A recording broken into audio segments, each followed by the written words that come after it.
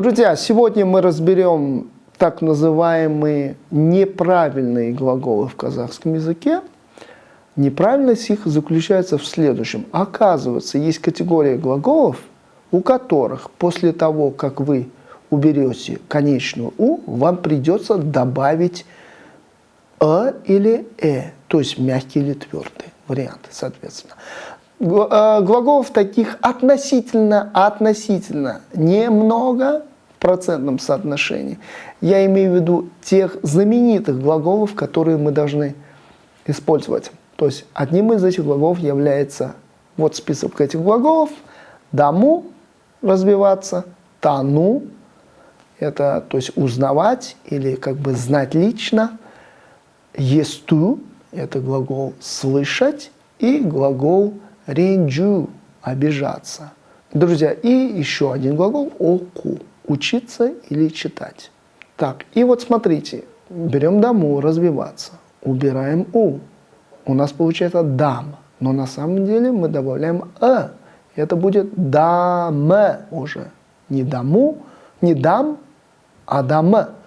Есту, есте, ренджу, рендже. Последний глагол оку – это ок. Ок.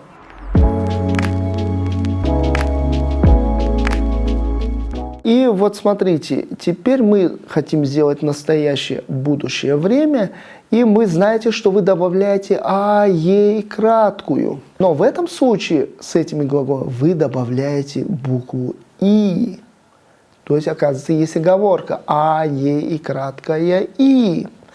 И давайте посмотрим, что у нас получается. У нас глагол даму – развиваться.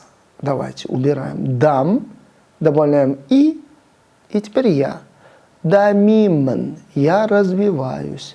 Ты развиваешься. Дамисен – вы развиваетесь. Дамисес. И теперь, смотрите, возьмем глагол оку. У нас ок. Добавляем и. Будет оки. И потом мен. Окимен. Ты читаешь сен окисен. Вы читаете окисес. И он читает окида. Теперь, друзья, возьмем глагол есту, это слышать. Ест и добавляйте естимен, я слышу. Естисен, ты слышишь. Естисес, вы слышите. Естиде, он слышит. Друзья, на этом мы заканчиваем свой урок, посвященный тематике настоящего будущего времени для неправильных глаголов по типу вставочного или